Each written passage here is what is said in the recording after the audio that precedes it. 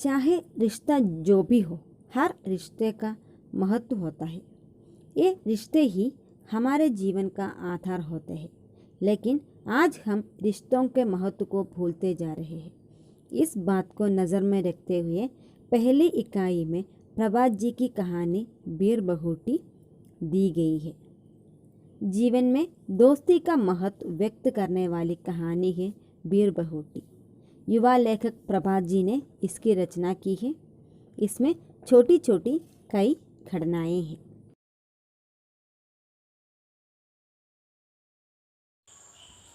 बादल बहुत बरस लिए थे, फिर भी बहुत सारा पानी उनमें बचा हुआ था। वे खेतों जंगलों के ऊपर छाए हुए थे। सारा आकाश मेघों से भरा था। मेघों की छायाओं में गीली हवाएं इधर उधर घूम रही थी। पेड़ों के तने अभी भी गीले थे। मूंगफलियों के हरे खेतों में पीले फूल अभी भी गीले थे। खेतों में छोटा छोटा बाजरा उगा था।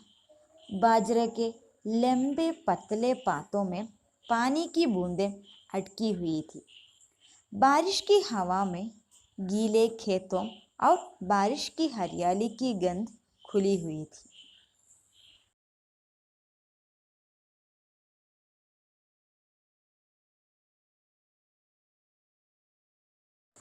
उन्हें बीर बहुटियों से मिलना होता था, सो वे स्कूल के लिए घर से कुछ समय पहले निकल आते थे।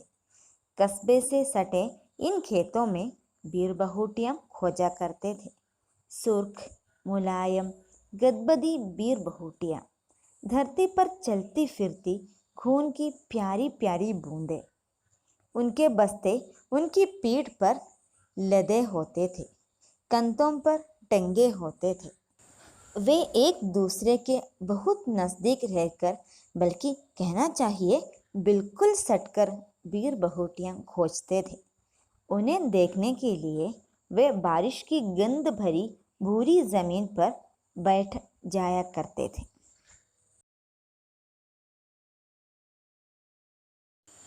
बेला, देखो इस बीर बहुटी का रंग तुम्हारे रिबन के जैसा लाल है, साहिल ने कहा। तुमने कुछ सुना बेला? हाँ सुना, पहली खंडी लग गई है, लेकिन मुझे पेन में स्याही भी भरवानी है दुकान से।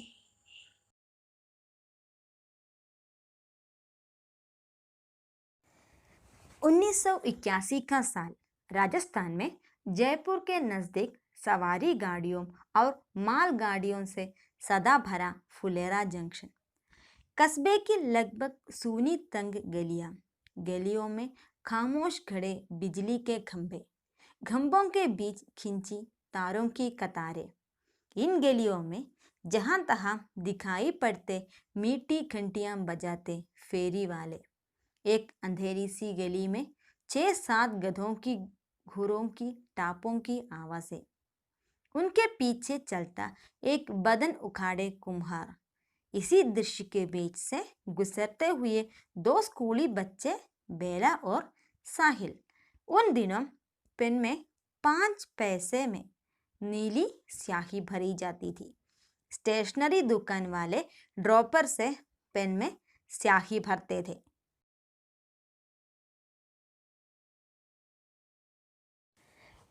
पेन में कुछ स्याही बची थी, उसे साहिल ने जमीन पर छिड़क दिया। नई स्याही भरवाने के लिए दोनों दुकान पर पहुंचे। एक पेन स्याही भर दो, साहिल से पहले ही बेला ने दुकान वाले से कहा। बेटा, स्याही की बोतल अभी अभी खाली हो गई है, अब तो कल ही मिल पाएगी। लेकिन इसने तो पेन में जो स्याही थी उसे भी जमीन पर छिड़क दिया, बेला बोली।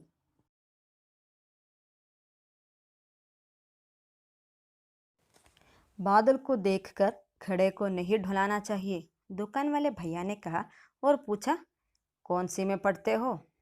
5वीं में, साहिल ने ऐसे बुरे मन से बताया जैसे 5वीं में पढ़ना पाप हो। दोनों? दुकान वाले भैया ने कहा। हाँ दोनों, हाँ, और हम दोनों का सेक्शन भी एक ही है। ये बेला ने ऐसे खुश होकर बताया जैसे ये कोई बहुत बड़ी बात हो।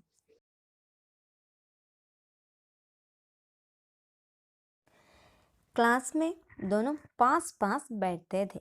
कॉपी में काम करते तो दोनों कॉपी में काम करते थे। किताब पढ़ते तो दोनों किताब पढ़ते, बल्कि पाठ भी एक ही पढ़ते। साहिल चमक उठी सन 57 में वो तलवार पुरानी थी, पढ़ता तो बेला भी चमक उठी सन 57 में वो तलवार पुरानी थी पढ़ती थी। बेला कहती, बहन जी पानी पीने चली जाऊं। साहिल भी कहता, बहन जी पानी पीने चला जाओ। गणित के मास्टर साहब सुरेंद्र जी का पीरियड खेल खंडी के बाद आता था। बच्चे उनसे कांपते थे और खेल खंडी बंद होने से 2 मिनट पहले ही अपनी अपनी जगहों पर आकर बैठ जाते थे।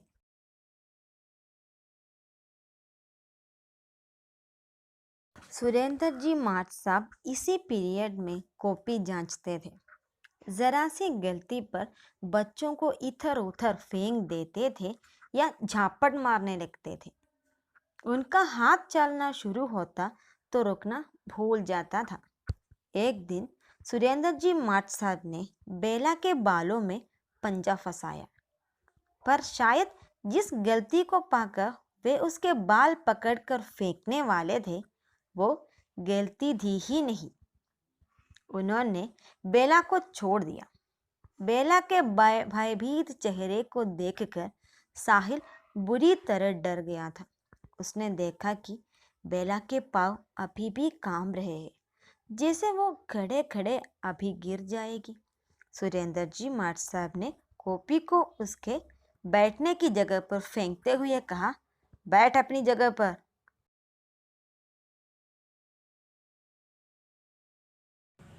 बेला का मन बहुत खराब हो गया।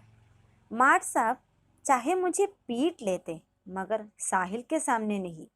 वो साहिल के सामने खुद को शर्मिंदा महसूस कर रही थी, क्योंकि वो जानती थी कि वो साहिल की नज़र में बहुत अच्छी है। जब वो उसके पास आकर बैठी, उससे नजर नहीं मिला पाई। दीपावली की छुट्टियों के बाद जब स्कूल खुला तो बेला के सिर पर सफ़ेद पट्टी बंधी थी। कोई उसे होए होए होए सफ़ेद पट्टी कह रहा था, तो कोई सुल्ताना डाकू, तो कोई कुछ और कहकर चिढ़ा रहा था।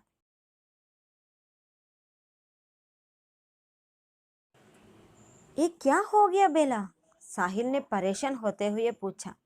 छत से गिर गई, बेला ने हंसते हुए कहा और कहा, बहुत दिन हो गए, आज खेल खंडी में गांधी चौक में लंगड़ी टांग खेलेंगे। नहीं खेलेंगे, तेरे सिर में फिर से लग जाएगी तो।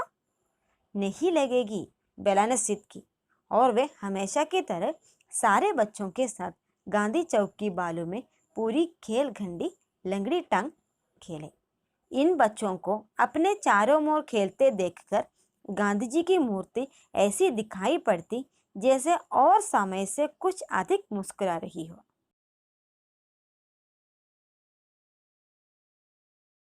रविवार का दिन था। साहिल अपने घर में नीम के पेड़ की डाली पकड़कर झूम रहा था। वह एक स्टूल पर चढ़कर झूलता था। अचानक टूटी स्टूल की एक कील साहिल की पिंडली में लग गई। 1 इंच गहरा गड्ढा हो गया। उसे सरकारी अस्पताल में पट्टी बंधवाने के लिए ले जाया गया। उसने देखा कि 2 लोगों को छोड़कर आगे बेला खड़ी है, सिर में पट्टी बंधवाने आई है। स्कूल आते जाते हुए और कक्षा में कई दिनों तक ऐसे बच्चे दिखाई देते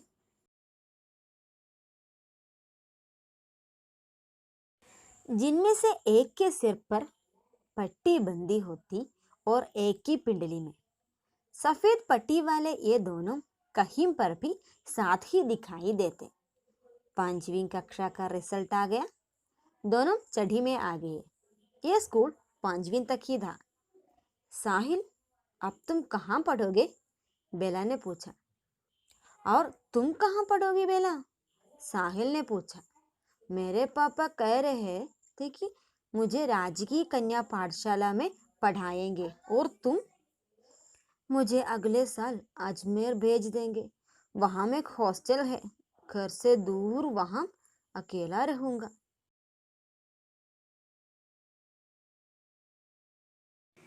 क्यों साहिल? पता नहीं क्यों। तो यानी कि अब तुम फुलेरा में ही नहीं रहोगे? नहीं। तुम्हारा रिपोर्ट कार्ड दिखाना। साहिल बेला का रिपोर्ट कार्ड देख रहा था और बेला साहिल का। आज आखिरी बारी वे एक दूसरे की कोई चीज को छूकर देख रहे थे। तुम्हारी आंख में आंसू क्यों आ रहे हैं बेला? मुझे क्या पता, बेला ने हड़बड़ाई आंखों से हंसते हुए कहा।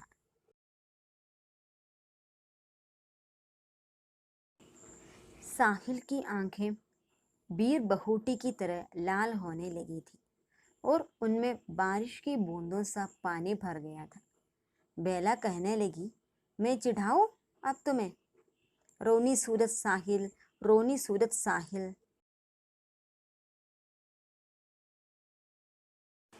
बारिशों आने में 1.5 महीना बाकी था, लेकिन यह बारिशों से पहले की बारिश का एक दिन था। आसमान में घटाएं घिरी थी, धूल भरी तेज हवाएं चल रही थी, पानी बरस रहा था।